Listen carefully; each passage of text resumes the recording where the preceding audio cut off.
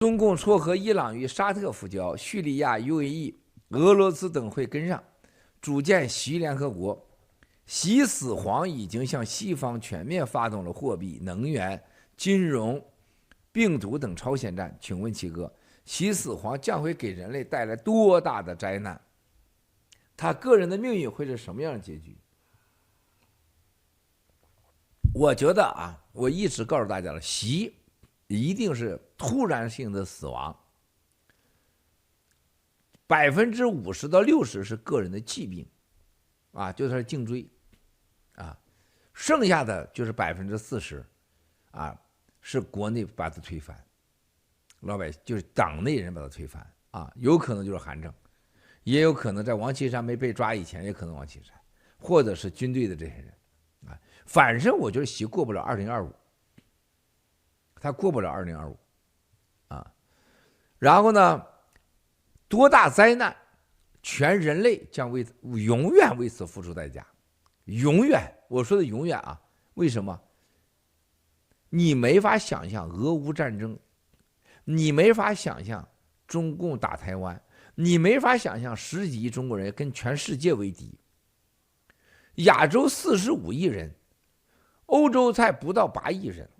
美洲不到10亿人，亚洲占了全世界多少 GDP？ 1半多的 GDP， 1半多的人口。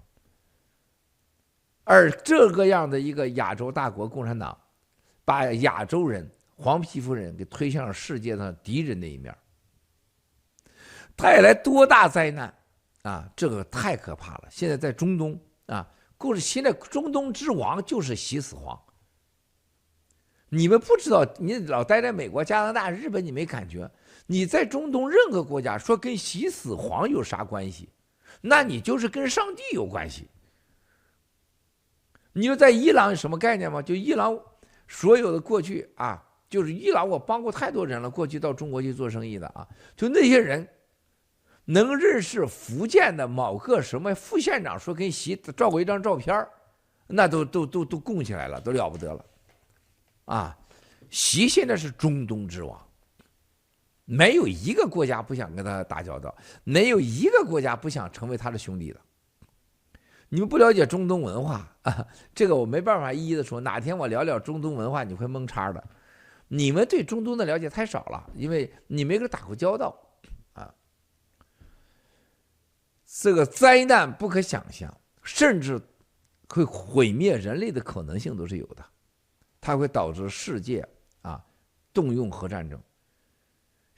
原来最有动机、最敢用的打核战争，都以为是俄罗斯。啊，过去都以为美国佬用过核武器，他可能也敢用。啊，我可以告诉大家，自从习死黄控制这个核武器按钮的时候，连告诉都不会告诉你，而且说用就用，就用完都不说的人就是习死黄。就是中国共产党，美国人绝对意识不到今天，没有任何人相信。为什么？这是他的逻辑思维和文化决定的。他认为你不敢这么用，啊，你用了你也完了，啊，你敢吗？你绝对不敢。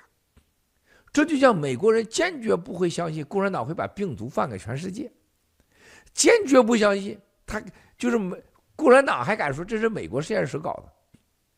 这是美国人干的，这都是美国人不敢想象的事情啊，他就敢干了。就像美国人做梦都不敢相信8964把坦克车直接从天安门把人给撵过去，他不相信。美国人也绝对不相信2019年习死黄把香港给砸成臭港，1万多人小孩消失了，没有人相信的啊！新中国联邦人。